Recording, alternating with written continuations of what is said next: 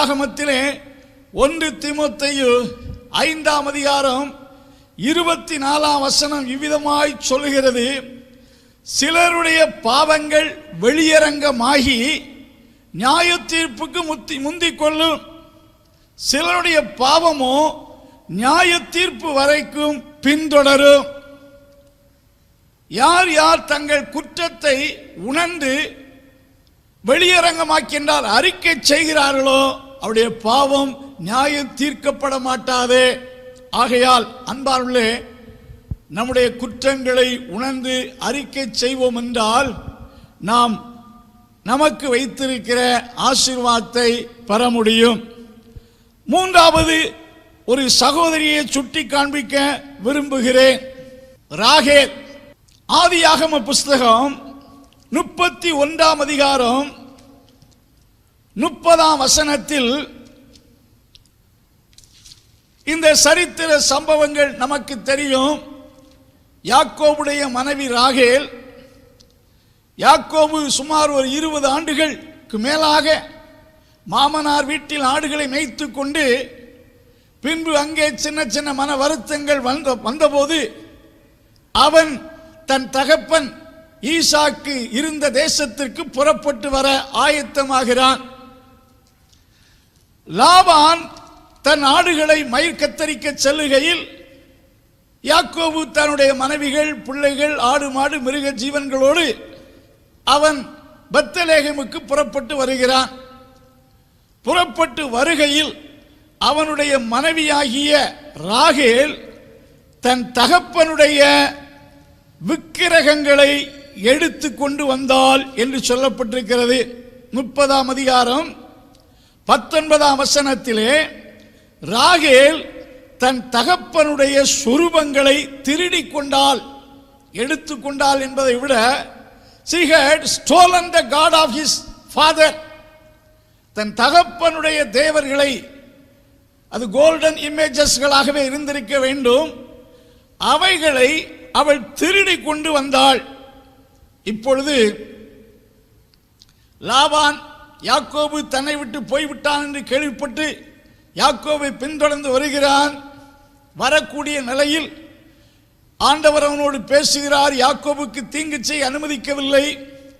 அப்பொழுது லாபான் அந்த இடத்திலே ஒரு காரியத்தை கேட்கிறான். ஏன் என்னுடைய தேவர்களை எடுத்து கொண்டு வந்தீர்கள்? 30ஆம் வசனத்திலே, நீ புறப்பட்டு போகிறதா இருந்தாதானால் போகலாம், ஆனால் என் தெய்வங்களை ஏன் திருடி கொண்டு போகிறீர்கள் என்று அவன் யாக்கோபின் மேல் குற்றம் சாட்டுகிறான். இந்த சூழலை எல்லாம் பார்த்த இந்த ராகேல், அப்பா அப்பா, நான் தான் திருடி கொண்டு வந்துவிட்டேன், இதோ நீங்கள் தேடின உங்கள் தெய்வம், உங்கள் விக்கிரகங்கள் என்னிடத்தில் தான் இருக்கிறது என்று அவள் முதல் தகப்பன் கேட்பதற்கு முன்பாகவே ஏன் என் தெய்வங்களை திருடிக் கொண்டு போனீர்கள் என்ற அந்த ஸ்டேட்மெண்ட் வந்தபோதே அவள் தன் குற்றத்தை உணர்ந்து அவைகளை அறிக்கை செய்து அவைகளை கொடுத்திருக்கலாம், தன் குற்றத்தை ஒப்புக்கொண்டிருக்கலாம். அதற்கு பதிலாக அவள் என்ன செய்தாலாம்?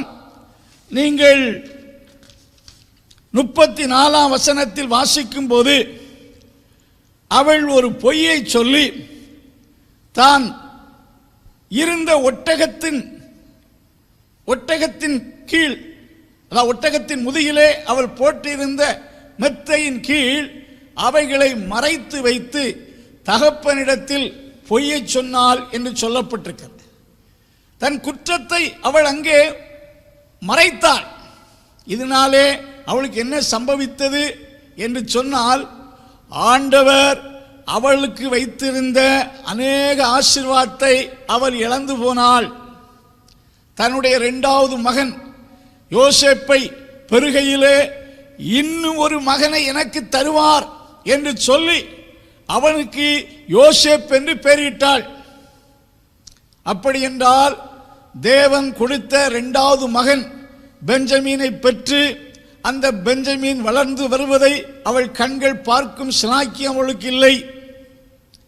இரண்டாவதாக பெத்லகேம் என்னும் ஒரு தேவனுடைய ஸ்தலத்தை, பெத்லகேம் என்று சொல்லக்கூடிய தேவனுடைய சமூகத்தை கிட்டி அங்கே போகும்படித்தான் வந்தாள். அந்த பெத்லகேமுக்கு அருகிலே செல்லுகையில் அந்த பெத்லகேமுக்குள் என்ட்ரி பண்ணக்கூடிய வாய்ப்பு அவளுக்கு அருளப்படவில்லை.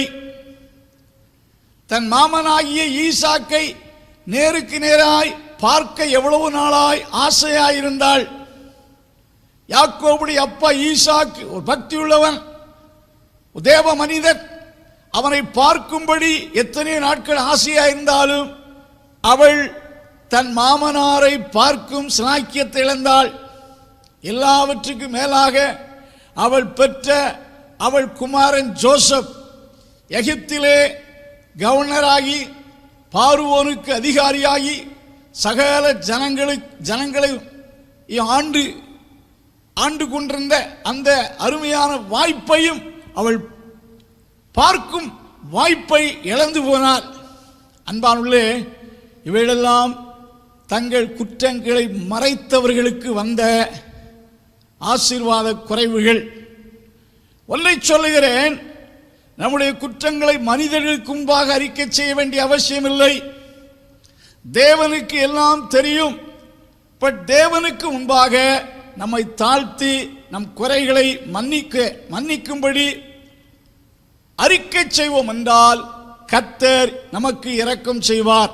நாம் நமது குற்றங்களை அறிக்கை செய்கையில் ஆண்டவர் நமக்கு வைத்திருக்கின்ற ஆசீர்வாதம் என்னவென்று சொன்னால், 1 யோவான் 1:9 நாம் நம்முடைய பாவங்களை அறிக்கை செய்வோம் என்றால் நம்முடைய பாவங்களை கர்த்தர் மன்னிக்கிறார்.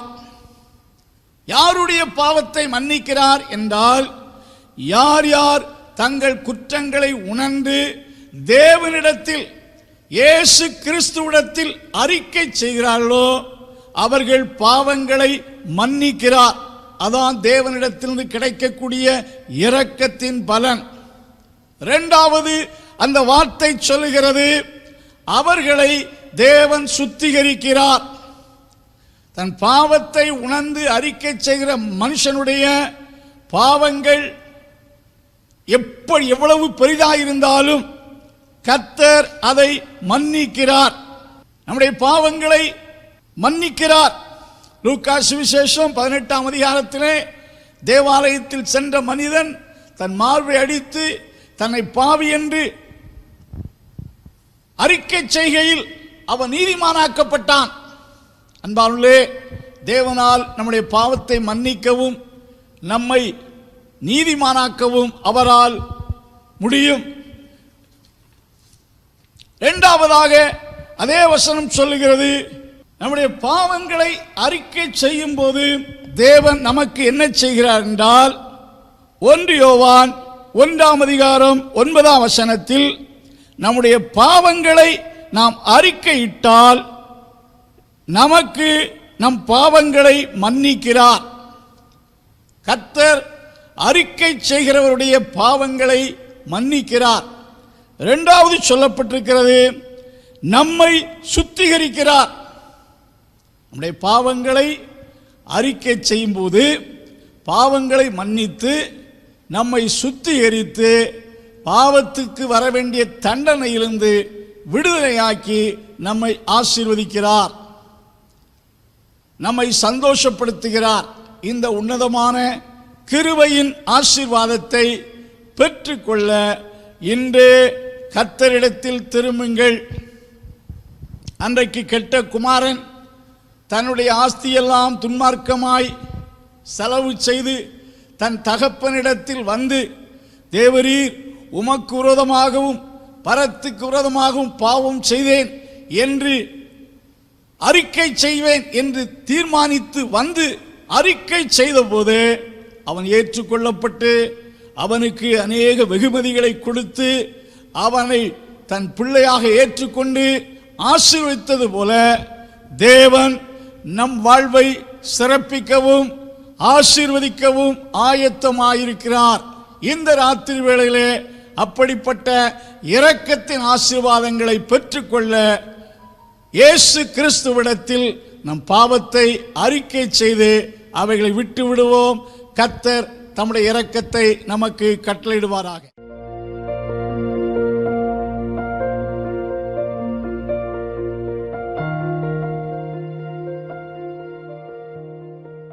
அன்பான கர்த்தாவே, இந்த வார்த்தையை கேட்ட ஒவ்வொருவரையும் ஆசீர்வதியும். உம்மண்டை திரும்பத்தக்க ஒரு கிருபையை தாரும். ஆண்டவரே, தாவீது சொன்னது போல என் பாவத்தை அறிக்கை செய்த போது தேவரீர் என் பாவத்தின் தோஷத்தை மன்னித்தீர்.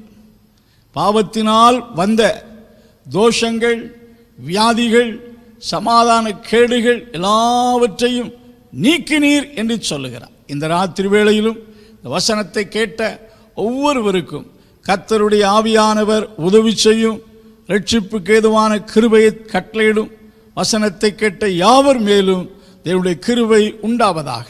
இயேசு கிறிஸ்துவின் நாமத்தில் ஜெபங்கேளு நல்ல பிதாவே, ஆமென்.